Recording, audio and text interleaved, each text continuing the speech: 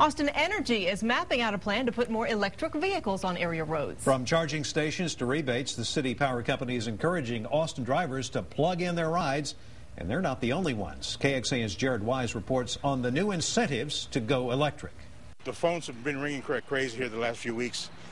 News is starting to get out. Leo Hinojosa is a representative for an electric car dealership called Miles Electric Vehicles.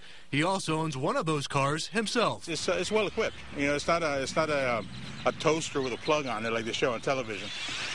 It's so quiet the nearby grackles drown out the noise. She maxes out at 35 miles an hour, so I can get from here to downtown, down to Zilker Park, south side of town, and get back with no problem on one charge. If I need to, I can charge it at Whole Foods downtown. The downtown location recently installed one of Austin's first plug-in stations in their parking lot.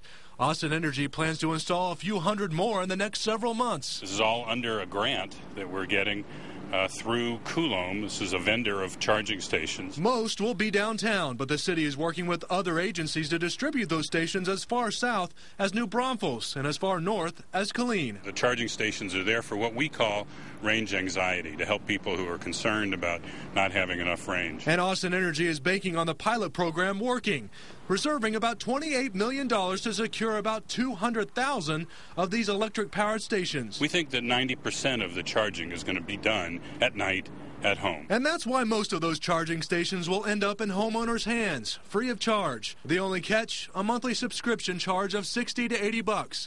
The city hopes that's incentive enough to try and get more of those greener vehicles on the road.